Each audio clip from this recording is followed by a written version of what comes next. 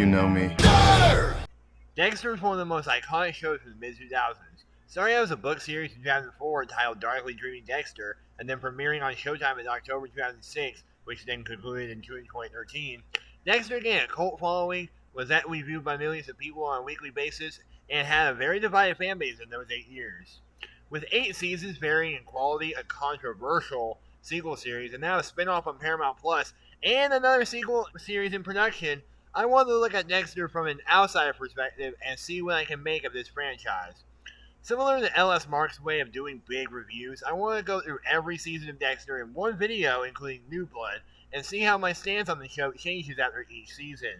It won't be very in-depth. I think this approach for reviewing the show is much better than what I was originally going to do, which was make a video for every season very in-depth. But before we dive headfirst into the world of Dexter, we gotta run through the...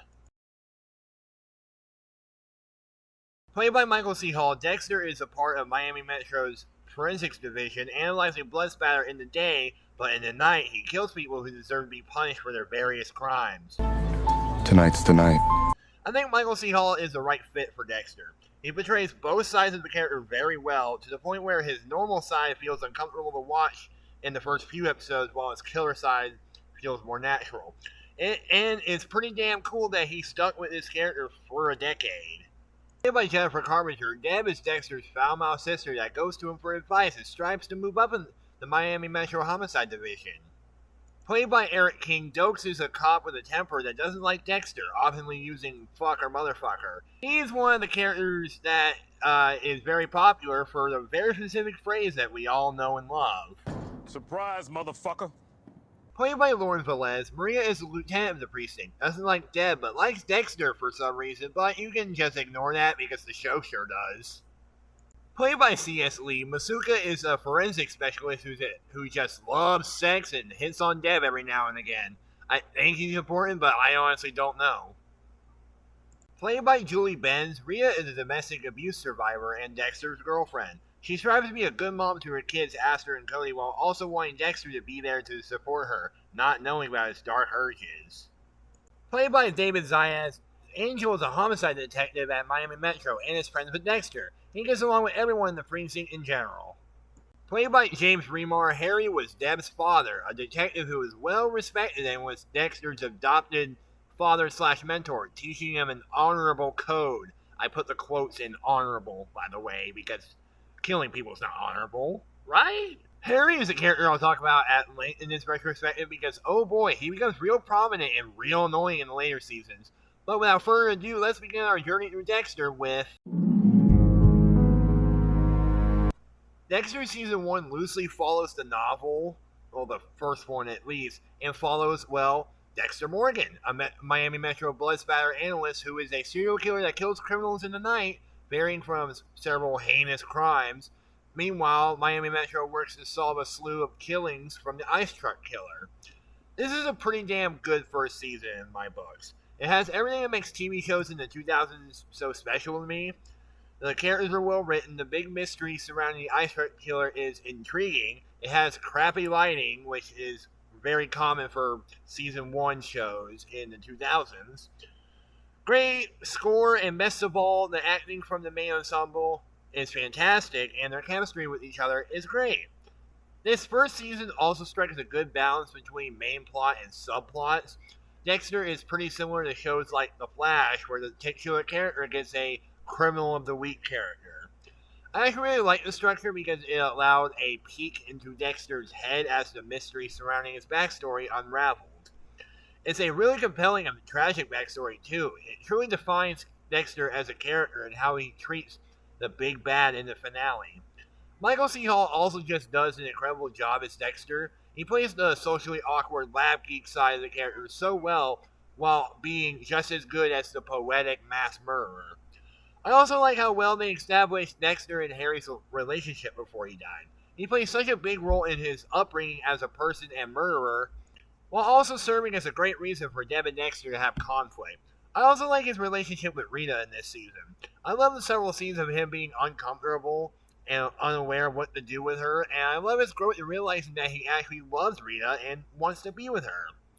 I also really love how they utilize Miami in this season, as well as the guest stars that appear throughout. Sam Witwer and Tony Goldwyn, just to name a few, are so good in such a small amount of screen time, and they make their characters really compelling to watch. Christian Camargo also does a really good job as Brian Moser. He's a fantastic twist villain despite him showing up in a few episodes.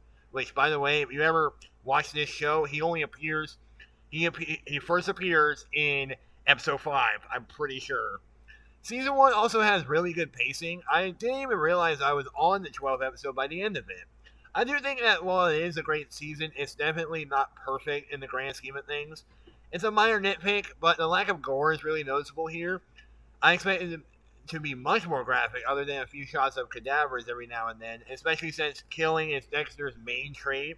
But that's mainly it. Dexter Season 1 is a perfectly executed first season story-wise. So where does the story go from here? Let's find out. Season 2 is bigger and better than Season 1. Taking place a month after Season 1's finale, we follow Dexter as he is tailed by dogs, has all of his past kills re-emerge,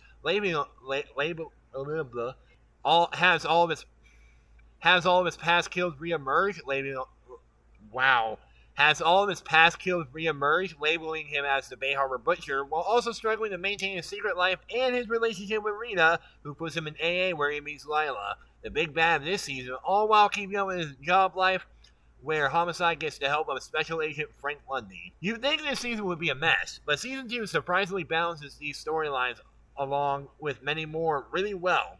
Characters that didn't really have a major role in the story in Season 1 have substantial subplots in this season.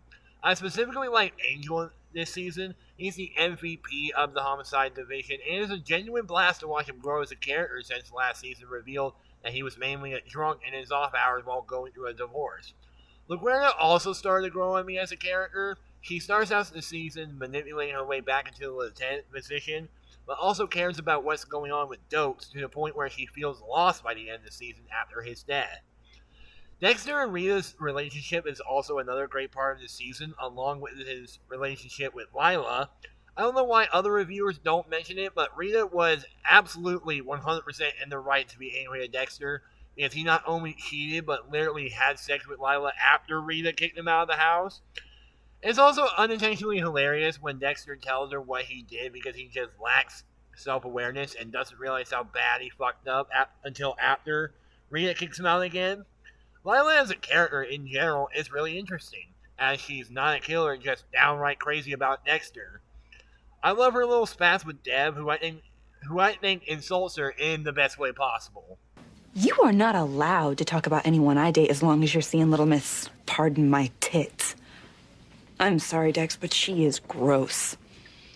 And pale. And nobody is pale. In Miami, she is obviously a vampire. A gross English titty vampire. And speaking of Deb, I like that she takes a backseat in this season and sparks a romance with Lundy, even if it's a weird age gap. It's refreshing while also keeping her involved with the story. Lundy overall is a really great addition to the show, to the point where I miss seeing him and Dokes in the next season. Season 2 is also the season where Dexter wears the iconic murder fit the least. I was surprised by how much he doesn't wear it, and it also made me realize just how investing the overall story was. Dexter Season 2 is not the best season of the show, but it's definitely top 3 in terms of how it handles Dexter as a character and how compelling Lila is as a villain. Season 3 is pretty disappointing to say the least.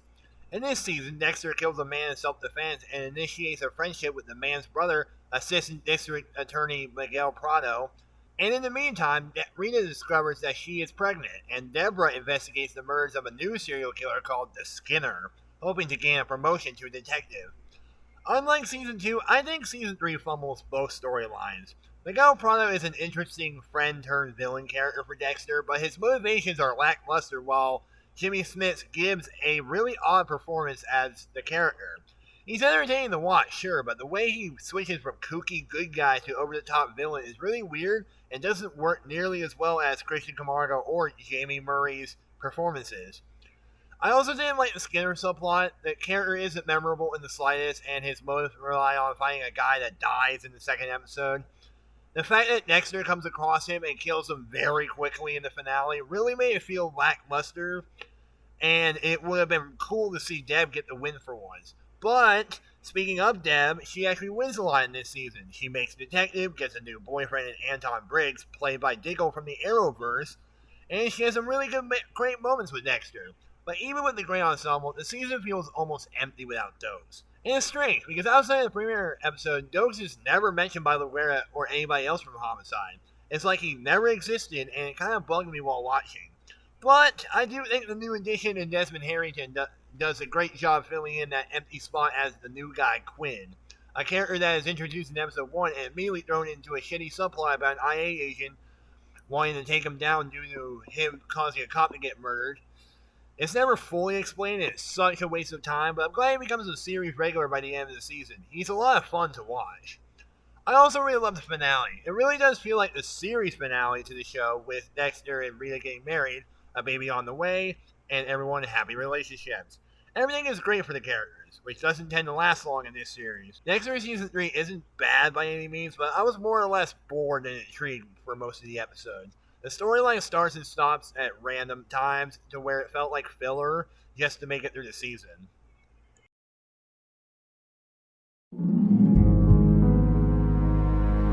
Now, Season 4 is where the good shit really is. We train out two mediocre villains to a scary motherfucker dubbed as the Trinity Killer, Arthur Mitchell, played wonderfully by John Lithgow. Lithgow is so fucking good as Arthur, and is probably the second biggest threat to Dexter next to Lila. He's also so complex, and his ritual is really creative and makes for a fun mystery to watch as the season goes. Lithgow is also really funny sometimes with his line delivery. I am so thankful for you, Arthur. Shut up, cunt. The season as a whole is firing on all cylinders. One thing is brought back to hunt the Trinity Killer, only to get shot in front of Deb, who also gets shot in the process, and it stars her story for this season of catching the Trinity Killer and overcoming her trauma. A scene with her and Dexter where she's full-blown sobbing, only for Dexter to hug her, was really sweet, and Jennifer Carpenter acts her ass off in this season. It's probably her best performance as the character so far. I also like some of the relationships this season. LaGuerra and Batista being a couple was jarring to see at first, and I didn't like how easily they wrote off his girlfriend for the end of Season 3, but honestly, I can forgive it due to the great chemistry David Zayas and Luna Lauren Velez. I did not mean to keep that in. I can forgive it due to the great chemistry David Zayas and Lauren Velez have. Really makes me wonder why they had her flirt with Dexter in the pilot, though. Speaking of Dexter's story. Speaking of, Dexter's story this season is similar to last season, but this time he has an actual psychopath to be pals with, and it's honestly a lot more fun to watch than the stuff with him and Miguel. He's also fighting with his ghost dad Harry, leading the back and forth that are about as interesting as the Harry scenes in Season 2. Yeah, one thing I'm starting to notice is how much they relied on season. One thing I'm starting to notice is how much they rely on Harry as a character, and honestly, it's one of the few aspects I don't like about this season. Harry is in almost every other scene with Dexter, and it genuinely got on my nerves towards the middle half, because it's him telling Dexter to not do a thing, and Dexter ignores him over and over again. There's just no meaning to him being involved with this story past Season 2, and I like James Remar as the character. I also don't like how Dexter acts like a fucking idiot towards the last half of the season. He has so many chances to kill Arthur, only to not do it because he wants to either learn from him, which, wasn't this a lesson he learned last season, or he monologues.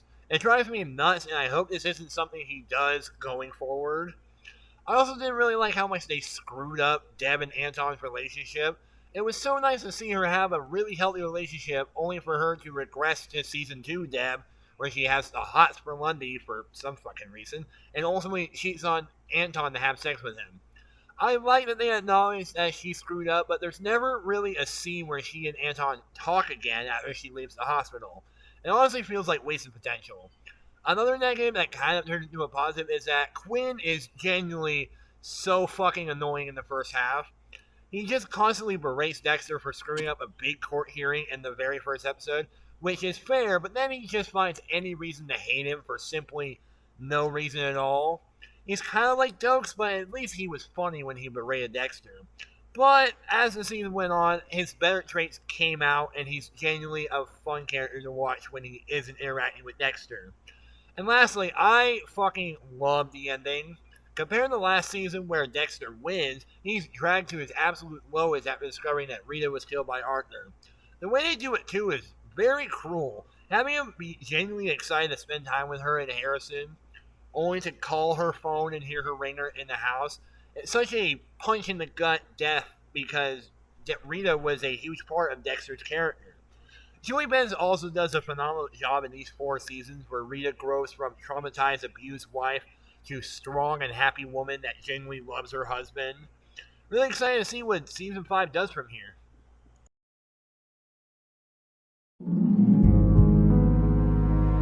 Season 5 is another really great season. Following directly after Rita's death, Dexter tries to rebuild his life with his kids while dealing with his dark passenger, which leads him to Lumen Pierce, a woman who was sexually abused by Dexter's target and his 4 other friends. Together they team up to kill the remaining guys that violated her and 12 other women. I really shouldn't sound excited about that. I really like the direction they take Dexter's character throughout this season. The way they handled his grief with Rita is so damn good, and I genuinely think this is Michael C. Hall's best performance as the character, mainly because he's allowed to actually emote. There's a really great scene in the back half of the season where Dex attends a seminar, and he's on stage explaining what happened to Rita, and it's so good because there's subtle cracks in Michael C. Hall's voice that really tug at my heartstrings, even if it was to dupe the audience and Jordan Chase. Going into this season, I was a bit worried about how they filled Rita's place in the series, since she was a defining piece of Dexter's normal life, and I think they did great by introducing Lumen. Lumen is such a tragic and powerful character in this season. She's driven by her urge to take revenge on the men that tortured her, and by the end, she succeeds thanks to Dexter's help. Their relationship is honestly adorable. I love the bickering between them that turns into a genuine friendship that leads into a relationship, and it doesn't feel rushed in the slightest. Lumen might be the only character who has bloodlust type in this show that didn't betray or use Dexter just to kill people, and you can really tell how much Lila and Miguel screwed with his brain when Dexter acts hostile towards Lumen at first, before seeing her be genuine. I also just love how different Dexter acts around her towards the end. He was so happy to finally have someone in his life that understood him and accepted his killer life. It was genuinely sad seeing him go from being giddy about making Lumen breakfast only for her to tell him that she's leaving. It's a great conclusion to their relationship, but it ends Dexter's character arc in a depressing way. I love it. In terms of villains, I think Jordan Chase is a C-tier antagonist at best, but it's also one of the realest villains in the series. Seeing his mask slowly slip off as Dexter and Lumen kill his friends is really interesting, but I do think that the way they killed him in the same way as the many other villains is lame. I wish the fucker suffered a little bit more, but it's fine. I also like the Quinn subplot. His plotline is similar to Dokes, where he suspects Dexter of killing Rita, and I like that they never tell if Quinn knows or not by the finale. The introduction of Liddy is great. He's a kooky character that is also a bit of a dumbass, because he got too close to Dexter with a camera and he gets stabbed, as he should. And lastly, for positives, I love Deb's art this season. The way he struggles with wanting to feel bad for shooting a perp, but can't because he was such a horrible person, is really interesting. And I like how it plays into the finale, where she unknowingly lets Dexter and Lumen finish before calling it in. I also really like her will they won't they relationship with Quinn. Jennifer Carpenter and Desmond Harrington have really good chemistry and are perfect for each other. The characters, not the actors. But oddly enough, I didn't like what they did with... I didn't like what they did with Batista and the Guerrero's relationship. They fight almost every scene they're in, and the romance feels absent, even though they got married only a week before the events of this season. LaGuerre in general feels like she regresses to early season 2, which isn't bad, because it just shows that her character never really changed, but it's so sudden it doesn't feel natural to me. I'm curious to see what they do with her in season 6. Regardless though, season 5 is probably my second favorite season of the show. It's more depressing than season 4 while also being a little more lighthearted. Can't wait to see what's next in this series. So, season 6 is one of the worst seasons of the show so far. Taking place a year after seasons 4 and 5, we see Dexter take on two religious fanatics as they embark on a journey of bringing about the apocalypse by using human sacrifices. So, good things. Let's think about some good things. I like the scenes with Dexter and Harrison.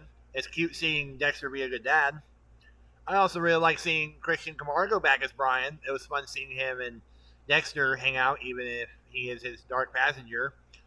I also like the new additions of the cast, I guess, but that really is about it for positives. I fucking hated sitting through this season. I had really high hopes for it to be good, and episode 1 only upped those hopes by a lot. But once they got to episode 5, I started to notice how slow the story was going, despite the 5th episode usually being the jumping off point of the season where Dexter starts to tail the main antagonist. That doesn't happen here. Dexter doesn't tail after Travis and Geller until episode 8, and by the time it gets to the reveal, in air quotes, which was fucking obvious from the 3rd episode, I wasn't interested in the story, and I barely cared about the Doomsday Killers, which is a damn shame. Travis, by a long shot, is one of the worst antagonists in the entire series so far, mainly because of how rushed his arc is. In episodes 1 through 7, we follow Travis as he struggles to keep his faith with Geller, while also wanting to have a life outside of his calling. It's an interesting arc, to say the least, and I actually was kind of digging it until the reveal that Geller was dead the whole time, and Travis was the evil mastermind all along. It's such a dumb reveal because I clocked in the 3rd episode where Travis and Geller talk in a car right after Dexter talked to Harry in his car. It was framed the exact same way, and it was so noticeable. Colin Hanks also gives a really bizarre performance as the character. He has two faces, his sad face and his evil face, where his lower lip puckers out a little bit and his eyebrows go downwards. It was so distracting to see him try to look evil rather than just naturally have that face, which he doesn't. He has that good guy charm to him. Not to mention some really weird and unintentionally funny line delivery. Who's there? Hello, whore. The religious themes and subtext are very in your face and not subtle in the slightest, which is very ironic because one of my favorite TV shows is Midnight Mass. The subplot where Dexter is questioning his faith and how his dark passenger would affect Harrison would be a great subplot if it wasn't already being explored in season 5. LaGuerta and Quinn are absolutely fucking insufferable to watch in this season. LaGuerta does fuck all, only appearing every now and again to antagonize Deb, and she has completely lost any likability to me. And Quinn is such a fucking douchebag who does nothing but get drunk and be an absolute mess at work. Only fun thing he does this season is bicker with Angel, and it is genuinely funny because of the comedic chemistry David Zayas and Desmond Harrington have. But even then, their beef with each other doesn't have a real conclusion to it. And their last scene in the season is a 2-minute half-ass apology. It sucks. But nothing comes close to Deb, who is easily the worst victim of bad character writing. Deb's whole arc in this season, I shit you not, is such bullshit. It takes a complete left turn in the last 2 episodes where she realizes, for some fucking reason, that she is in love with Dexter. It is a very bizarre twist for her character that I genuinely hope doesn't turn into anything in season 7 because nothing in the previous seasons suggested that she liked him like that or even shows signs of having feelings for him. And they try to justify it as her saying she liked people that were like Dexter, and I'm like, bitch, where? Brian, I can see, but Lundy, Anton, and Quinn don't show any similar characteristics to Dexter, which shows how forced this fucking twist was. It really sucks because I just know the dynamic going forward between them is going to change for the worse, but I hope they don't actually try to put them together as a couple. Dexter Season 6 had the potential to be a great season, but with lazy character writing, the forced twist, and overall lackluster finale, this is hands down my least favorite season of the show. Season 7 is such an improvement on Season 6, it caught me off guard. I don't know what the writers were on during last season, but they definitely bounced back from it by delivering what I consider to be the 3rd best season of the show. Following directly after Season 6's finale, we follow Dexter as he struggles to keep his normal life and killer life from colliding when Deb ultimately discovers his secret. After being miserable during Season 6, Season 7 felt like a rejuvenating breath of fresh air. They did the same thing they tried to do in the previous season and managed to do something different in terms of villains and how to properly pace it across these 12 episodes. One of the biggest highlights in this season is almost every scene with Dexter and Deb. I absolutely love the way I absolutely love the way Deb reasonably reacts to Dexter's secret, and if anything, Jennifer Carpenter is once again the most interesting actress to watch in this season. I love how she plays Deb here, not showing an ounce of trust in Dexter because of how manipulative his words can be, and how she fully grows into her position as lieutenant. Her little spats with him are fun as well. It's interesting to see. It's interesting to finally see these two characters have ideology clashes. It brings out a new part of their dynamic that I really like. I also like how they handled the god-awful revelation that happened last season where Deb confessed her love to Dexter. And it's played completely... Wait, what? I also like how they handled the god-awful revelation that happened last season where Deb confessed her love to Dexter, and it's played completely serious and was honestly emotional to watch. I'm glad that they don't ever bring it up again after this scene with them outside of her house. I also really like Isaac as a character. He's a very Bond-esque villain that turns into a great sympathetic character by the end. The scene with him and Dexter in the gay bar is probably one of the best conversations in the series, and it really makes his death hit harder. I also like what they did with Quinn this time around. Instead of just having him be an asshole, they give him a sort of anti-hero role, where he tries to get a stripper for... Nope, not for free. Where he tries to get a stripper free from a mom-owned strip club. It's an interesting subplot that really shows the best traits of Quinn as a character. And I also like Angel's subplot. Seeing him debate on retiring after Mike's death is really interesting, and it seems like he's going through with it, which makes me wonder what his arc in the final season will be. But while I did like season 7 more, I think it has the same issues in terms of utilizing characters, specifically LaGuerta and Mike. LaGuerta's whole plotline, where she slowly finds out Dexter is the Bay Harbor Butcher, is so undercooked, and it doesn't truly get the main focus until the last 2 episodes. To me, it feels cheap to have her find out just so she can die in the finale, because I think it would have been way better to have her find out about Dexter and continue on the plotline as the main story in the final season. And her death, while shocking, was also just undercooked, while also being a really great way of closing Deb's arc in this season. Seeing Deb just break down and sob after realizing what she did is really great, and is some of the best acting in the show from all 3 actors. But again, why couldn't this be in the final season? And they do Mike so fucking dirty in this season, where he's the kill that kicks off the story, but the characters for some reason act like he was a mainstay rather than a new addition, which I found really fucking weird. Maybe it's a cop thing, but I don't think these characters, who've only known Mike for about a month, would care about him so much to where it causes Angel to want to retire. I also just don't like Hannah. Her only purpose being Dexter's equal in both of his lives was done way better 2 seasons ago, and the relationship feels forced rather than genuine. I'm glad they didn't just kill her off, but I think they could have done way better than her just being a generic psycho love interest.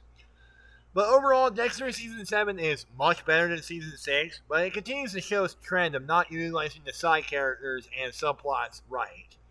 Hoping to see the final season at least end it on a solid note.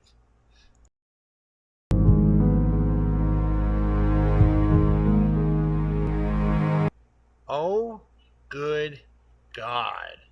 Season 8 just might be the most boring season of a television series I have ever sat through.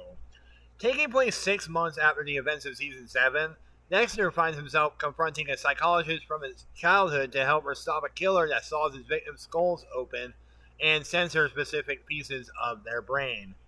Starting off with the positives, I will say that the way they handled Deb's grief over LaGuerta was well done. Her 4 to 5 episode stretch of just being a mess is interesting to watch. The scene where she goes to Miami Metro to confess to Quinn that she killed LaGuerta is so sad to watch, and Jennifer Carpenter sells it very well. I also really enjoyed insert actress's name because I can't say it right. Performances. Wait, that's an actor. I also really enjoyed Dari Ingolfsson's performance as Oliver Saxon, despite looking like evil Ryan Gosling and only appearing in a couple episodes. I also like the direction they take Hannah's character. Not having her be the crazy bitch number 4 that wants to kill Dexter is great, but out of all the characters in this series, she did not deserve a happy ending. I also enjoyed Charlotte Rampling's performance as Dr. Vogel. She's a delightful addition to the cast despite being in the most obvious storyline this show has ever had. And that's where the negatives come into play, because holy shit, this season has nothing to offer in terms of story. In terms of side plots, which is about half the season, almost none of them are fully fulfilled. Masuka gets a daughter, and that's it. Quinn passes a sergeant's exam, but loses it to Miller, a character the show acts like was there the whole fucking time, and that's it. These side plots have little to no meaning and are only here for the characters to fucking do something. Saxon as a villain is one of the show's weakest big bads, mainly because, much like with Travis, there's something there, but they go in a route where it's predictable and boring as fuck.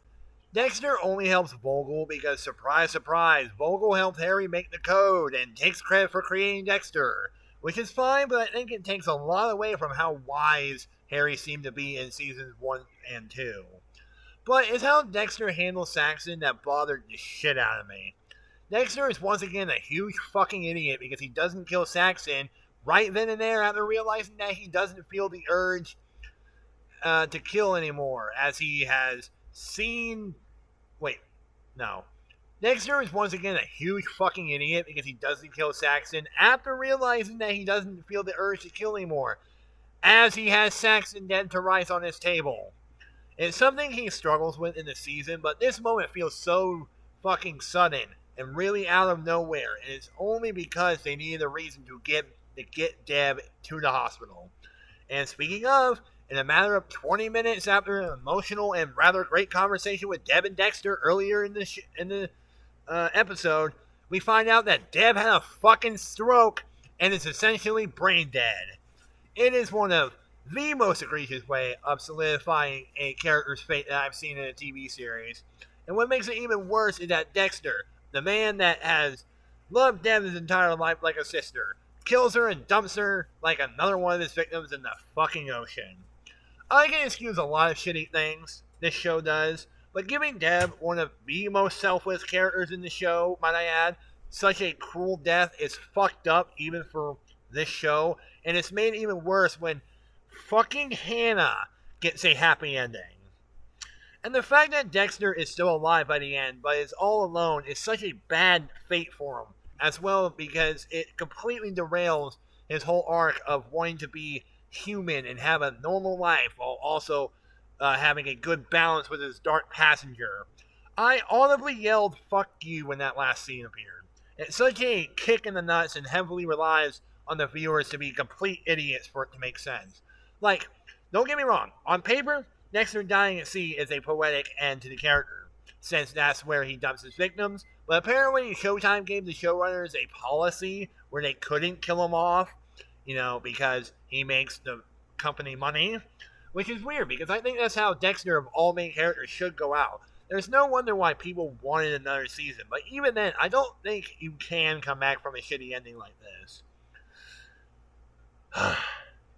Overall, Dexter Season 8 would be a fine regular season of the show, but it's by all means a bad and boring final season that doesn't really have that final season feel to it. Maybe because I know that New Blood is next, but the fact that I felt no sort of farewell from this season is really odd.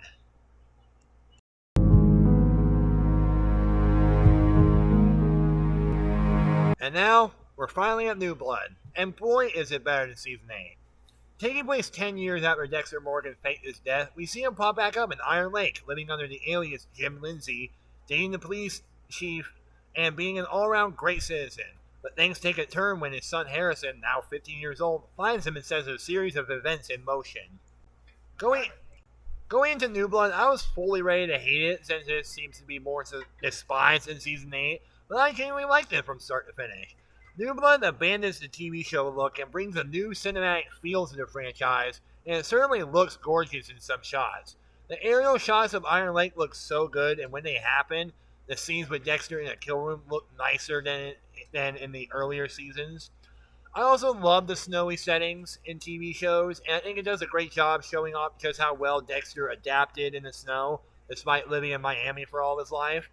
Dexter himself is written way better, and Michael C. Hall gives his best performance as the character since season 5. I love how in the first episode there's a long shot of his face after a conversation that almost mimics the way his internal monologues creep in, and it isn't until the last 10 minutes where we finally hear, Tonight's the night. and that's when I fully locked into this series. I also really like Harrison and the way they reintroduced Trinity into his trauma as a kid. Does it make a lick of sense that he remembers it despite being a toddler? No. But is it a great motive for him to be mad at Dexter? Yes. Some people think Harrison is too whiny, but I think he's justified in hating Dexter because what he did in season 8 was selfish. Dude literally left this child because of bullshit he caused and was in several different towns for 10 years. I'd be pissed too. I also like the Iron Lake townsfolk and how they feel like new versions of past characters. Angela is a really great combination of Deb and LaGuerta, and it's the only cop in the series who ever arrests Dexter and actually have proof that he's the Bay Harbor Butcher. Logan is a great successor to Angel, a great cop and person in general that cares about the Iron Lake teens. And Kurt is probably one of the best villains in the series, rivaling Arthur in the evil motherfucker category. Wow, this... I like that we get a complete idea as to what he does before he kills, how he kills, and what he does with the bodies. The way he puts them in a big doll box on a wall was eerie and was such a great reveal. And even with the new characters, there's really great fan service in Angel's return and potentially going after Dexter in Resurrection. The way Angel finally realizes that Guerra might have been right the whole time is so good. They also bring back Deb as Dexter's dark passenger ghost. I think she's a dark passenger, I don't know. And they really make the most out of Jennifer Carpenter since she gets some of the best and funniest scenes in the show. I also really like the finale, which was scrutinized by the fan base at the time, and I honestly don't get what they hated. I said it earlier, but Dexter is one of those characters that just has to die in order for the story to feel truly over, and I think they did that greatly with Harrison killing him. Imagine if Barry ended with Barry living a normal life, or Breaking Bad with Walter living in the aftermath of the mess he created. It wouldn't work because their entire trajectory was destined towards death. I do think it's a bit far-fetched that Dexter would flat-out murder Logan, but I can't help but love the last scene with him and Harrison. Jack Alcott is a damn good actor, and his scenes with Michael C. Hall is some of the best in the show, and I genuinely had my jaw to the floor when he pulled the trigger. And even if it's been technically retconned, this could have been a really solid series finale to the show. My only gripe, though, is that New Blood feels like 2 seasons combined into one. The first half of episode 1 until the point where Dexter kills Matt is really great for a return episode, but once Harrison is reintroduced, it feels more unearned and satisfying. I think if this season was solely focused on the citizens of Ireland and Dexter navigating his way through taming his returning dark passenger, season 2 could have been the whole Kurt/Harrison arc, and it honestly wouldn't feel as rushed as it was. I also think it would have made Logan's death hit more since in reality, Harrison only knew the guy for like 3 weeks. But overall, Dexter New Blood is a great return to the series, and while it isn't perfect, I do think it's a great start to whatever else this chapter for the character brings.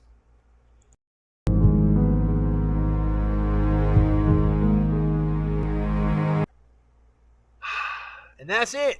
That's all of Dexter minus Original Sin, and holy shit, what a ride it was.